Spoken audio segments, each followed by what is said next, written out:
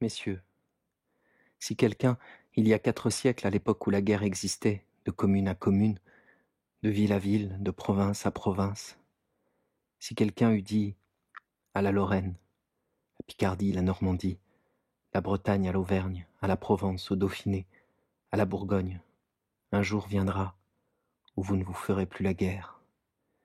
Un jour viendra où vous ne lèverez plus d'hommes d'armes les uns contre les autres. Un jour viendra où l'on ne dira plus les Normands ont attaqué les Picards, les Lorrains ont repoussé les Bourguignons. Vous aurez bien encore des différends à régler, des intérêts à débattre, des contestations à résoudre. Mais savez-vous ce que vous mettrez à la place des hommes d'armes? Savez-vous ce que vous mettrez à la place des gens de pied et de cheval, des canons, des fauconneaux, des lances, des piques, des épées? Vous mettrez une petite boîte de sapin que vous appellerez l'urne du scrutin. Et de cette boîte, il sortira quoi? Une assemblée en laquelle vous vous sentirez tous vivre. Une assemblée qui sera, comme votre âme à tous, un concile souverain et populaire qui décidera, qui jugera, qui résoudra tout en loi, qui fera tomber le glaive de toutes les mains et surgir la justice dans tous les cœurs, qui dira à chacun, là finit ton droit, ici commence ton devoir. Bas les armes, vivez en paix.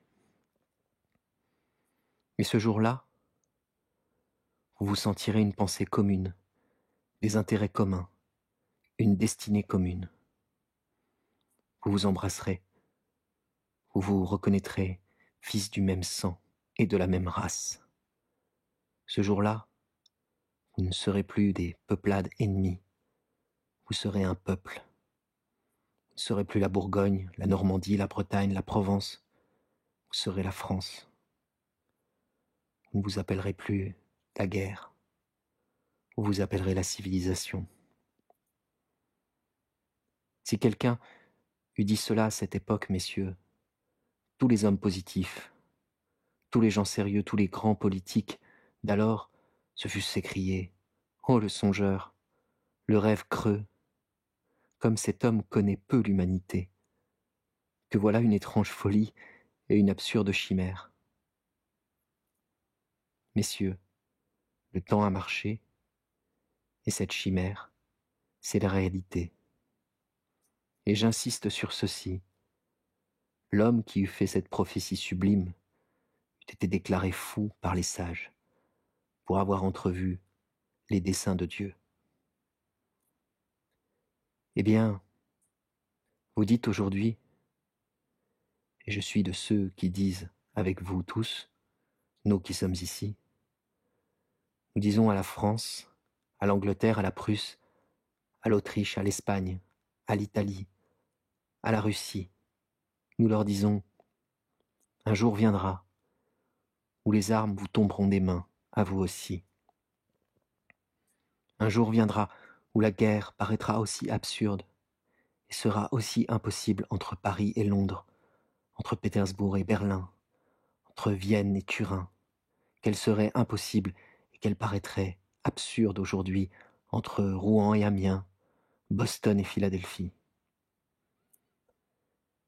Un jour viendra où la France, vous Russie, vous Italie, vous Angleterre, vous Allemagne, vous toutes, nations du continent, sans perdre vos qualités distinctes et votre glorieuse individualité, vous vous fondrez étroitement dans une unité supérieure et vous constituerez la fraternité européenne, absolument comme la Normandie, la Bretagne, la Bourgogne, la Lorraine, l'Alsace, toutes nos provinces se sont fondues dans la France. Un jour viendra où il n'y aura plus d'autres champs de bataille que les marchés s'ouvrant au commerce et les esprits s'ouvrant aux idées.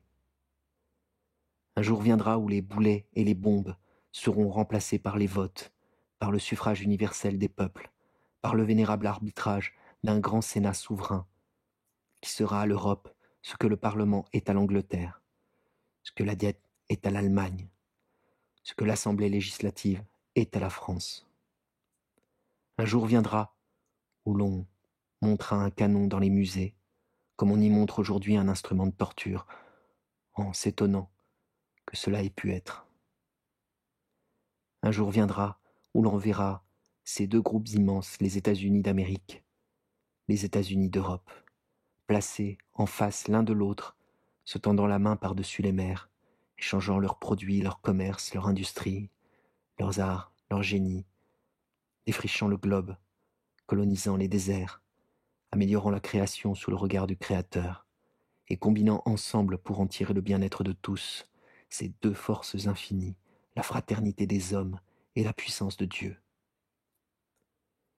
Et ce jour-là, il ne faudra pas 400 ans pour l'amener, car nous vivons dans un temps rapide, nous vivons dans le courant d'événements et d'idées le plus impétueux qui ait encore entraîné les peuples, et, à l'époque où nous sommes, une année fait parfois l'ouvrage d'un siècle. Et Français, Anglais, Belges, Allemands, Russes, Slaves, Européens, Américains, qu'avons-nous à faire pour arriver le plus tôt possible à ce grand jour? Nous aimer. Nous aimer. Dans cette œuvre immense de la pacification, c'est la meilleure manière d'aider Dieu.